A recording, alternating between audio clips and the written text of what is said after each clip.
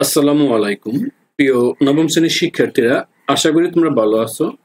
নতুন আরো একটি ভিডিও টিউটোরিয়ালে তোমাদেরকে স্বাগতম। আজকের আলোচনার বিষয় তোমাদের পাঠ্য বইয়ের 177 পৃষ্ঠার অঙ্কগুলো। এগুলো মূলত আজকের একেবারে লাস্ট জোড়ায় কাজ। জোড়ায় কাজটি দেখো, একটি মজার ইন্টারেস্টিং একটি কাজ, তোমরা এটা বুঝবে। মনে করো তোমাদের শিক্ষা প্রতিষ্ঠানের বার্ষিক ক্রীড়ায় 100 মিটার দৌড়ের একটি প্রতিযোগিতা রয়েছে। অর্থাৎ এই 100 মিটার দৌড় দেবে, এই দেখো একটি ছেলে এখান থেকে শুরু করে এই যে সম্পূর্ণ বৃত্তাকার পথে এখানে সে 100 মিটার দৌড় দেবে। তো সেজন্য মাঠে একটি বৃত্তাকার চক্র তৈরি করলো, যা আমরা একটু আগে দেখিয়েছি। ওয়াসাবি নামের একজন এই প্রতিযোগিতায় 9 সেকেন্ডে যে দ্রুত অতিক্রম করলো তা কেন্দ্রে 36 ডিগ্রি কোণ উৎপন্ন করলো। দেখো সে এই 9 সেকেন্ডে এই দূরত্ব অতিক্রম করলো। এই দূরত্ব অতিক্রম করার কারণে এই কেন্দ্রের দিকে দেখো, এই কেন্দ্রে এই 36 ডিগ্রি অ্যাঙ্গেল তৈরি হয়ে গেল। পাশের চিত্রে দেখতে বলছে এই অনুযায়ী এই চিত্রটা। এখন বলছে বৃত্তাকার চক্রটির ব্যাস নির্ণয় করো। খুবই একটি সহজ অঙ্ক, আমরা ব্যাস নির্ণয় করব।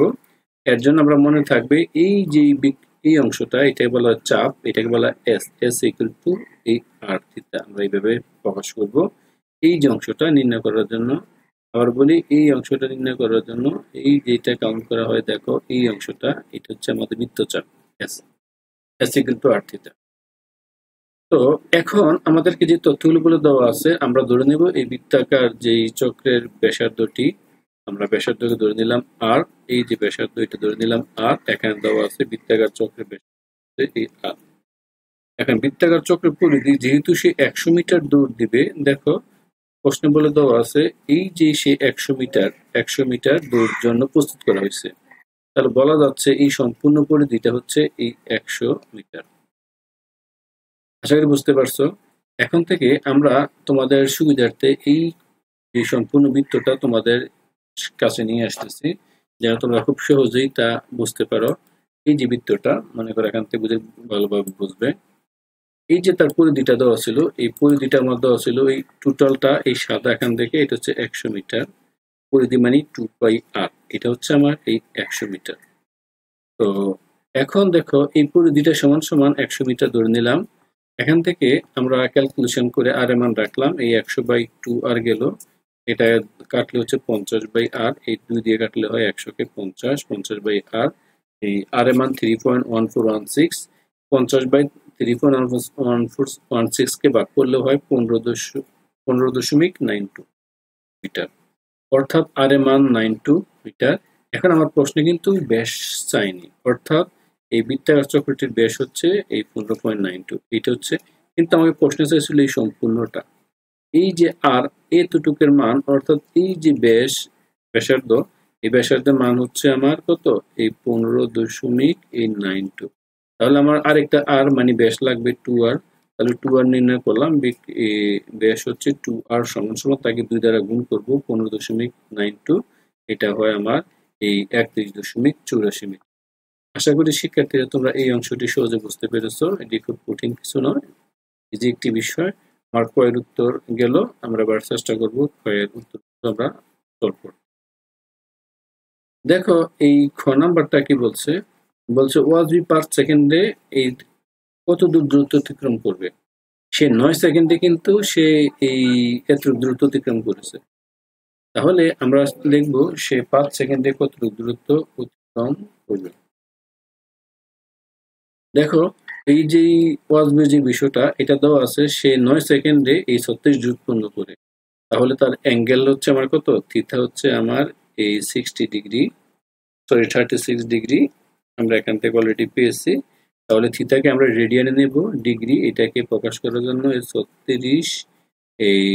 36 ইন্টু 1 ডিগ্রি মানে এই π/180, অর্থাৎ তাকে আমরা 1 ডিগ্রি দিয়ে দেবো। 1 ডিগ্রি মানে π/180। এখানে আশা করি তোমরা বুঝতে পারছো। এখানে আমরা এই কাজ করার সময় এই 36 ইন্টু 1 ডিগ্রি দেব। 1 ডিগ্রি সমান সমান π/180। এটাকে আমি ক্যালকুলেশন যদি করি, এটা হচ্ছে 3.1416। পরের লাইনে আমরা ক্যালকুলেশন করলে এই পাই এর মান হচ্ছে এই 3.1416 অর্থাৎ 36 ইন্টু 3/129 কে 180 দ্বারা ভাগ করলে হয় পাই বাই, যদি আমরা এটাকে গুণ করি তাহলে গুণ করলে আমরা সরাসরি মান পেয়ে যাব। যেহেতু আমরা এখানে এই আর মান প্রয়োজন নেই, তাই আমরা শুধু রেডিয়ানটা বের করে দিচ্ছি, থিটার মানটা করে আমরা এটাতে কনভার্ট করব। তো এখন দেখো শিক্ষার্থীরা, আমরা এটাকে আর রেডিয়ানে প্রকাশ করলাম না, ক থেকে আমরা এই চক্রের ব্যাসার্ধটা মান নিয়ে নিয়েছিলাম আর এটা আমরা পেয়েছিলাম। দেখো ক থেকে ব্যাসার্ধ আমার এটা, এই ক এখানে নিয়ে নিলাম 15.92 এবং বৃত্তাকার লক্ষ্য করো চক্রের চাপের দৈর্ঘ্য, এটাকে আমরা এস এস কিন্তু আরটির আগেই বলছি, আরটি দ্বারা প্রকাশ করব। এস এর মান আমরা যেই অংশটা কত দ্রুত অতিক্রম করবে তা আমরা জানি না।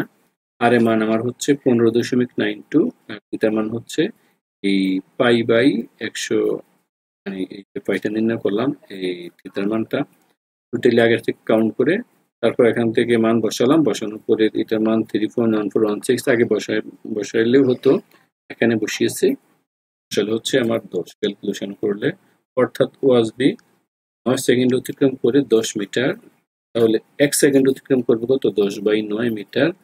এখন আমরা এটা যদি আবার 5 সেকেন্ডে কতটুকু অতিক্রম করে, 5 সেকেন্ড অতিক্রম করলে 5 দ্বারা গুণ দেব, 5 দ্বারা গুণ করলে হয় 5.56 মিটার প্রায়, অর্থাৎ ওয়াসবি এই 5 সেকেন্ড অতিক্রম করে এই অংশ।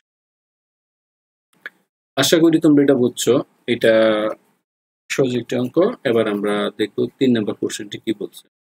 বলছে সে 12 সেকেন্ডে যে দূরত্ব অতিক্রম করে, লক্ষ্য করো ওই দূরত্ব দ্বারা কেন্দ্রে উৎপন্ন কোণের পরিমাণ কত, অর্থাৎ 12 সেকেন্ডে সে যেটা করবে এটা কত। তাহলে আমরা এখানে সলভ করব। দেখো এখানে এইটা কিন্তু এই 36 ডিগ্রি অতিক্রম করছিল, এটা 9 সেকেন্ডের জন্য, কারণ 12 সেকেন্ডের সময় নিশ্চয়ই বাড়বে, অর্থাৎ ওয়াসবি 5 সেকেন্ড অতিক্রম করে এই কত 5.56 মিটার, এই 5.56 মিটার, তাহলে 1 সেকেন্ডে কত অতিক্রম করবে, 1 সেকেন্ডে আমরা সরাসরি ক্যালকুলেশন করে বের করতেই পারি। এটা কিন্তু মনে রাখবে, পরবর্তী কত এটা লাগবে, এটা 1 সেকেন্ড অতিক্রম করে, তাহলে 12 সেকেন্ড কত অতিক্রম করবে, 12 গুণ হবে, গুণ হলে এটা হয় 13.34। তাহলে এই 12 সেকেন্ডে যে অতিক্রম করার পরে এই যে কতটুকু দূরত্ব যাবে এবং কেন্দ্রে কতটুকু উৎপন্ন হবে আমরা নিই। তাহলে 12 সেকেন্ডে আমরা টোটাল দূরত্বটা পেলাম, মানে আলটিমেট এটা এস এর মান পেলাম। তাহলে আমরা জানি এস কিন্তু আর থিটা, আর বৃত্তের ব্যাসার্ধ তো আমরা এর আগে নির্ণয় করেছি, বৃত্তের এই যে আর এর মান ছিল 15.92। এখন সে এখান থেকে কতটুকু গেল, সে এই বরাবর গেল, মনে করো এটা হচ্ছে তোমার 13.34।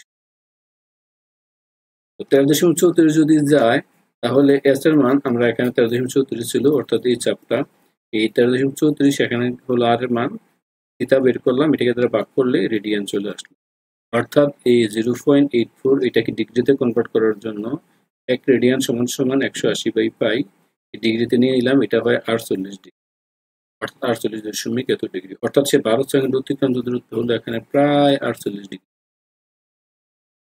আশা করি তোমরা এটা বুঝতে পারছো। তো এটা নির্ণয় করা হয়েছে, এটা ছিল আমার ঘ নম্বর। এবার দেখো ঘ নাম্বারটি হচ্ছে ওয়াসবির গতিবেগ নির্ণয় করো, মানে 1 সেকেন্ডে সে কত দ্রুত অতিক্রম করে তা নির্ণয় করা লাগবে। তারপর দেখো এই ওয়াসবি আমরা 5 সেকেন্ডে সে এত দূর অতিক্রম করে, তাহলে সে 1 সেকেন্ড অতিক্রম করে 11.11 অর্থাৎ 5 দ্বারা ভাগ করা হয়েছে, তাহলে ওয়াসবির গতিবেগ হলো 1.11 সেন্টিমিটার। আশা করি তোমরা এটা বুঝতে পারছো। এখন এই ওয়াসবির গতিবেগ হচ্ছে আমার এই 1.111, এটা কি গতিবেগ প্রতি সেকেন্ডে, মিটার পার সেকেন্ড।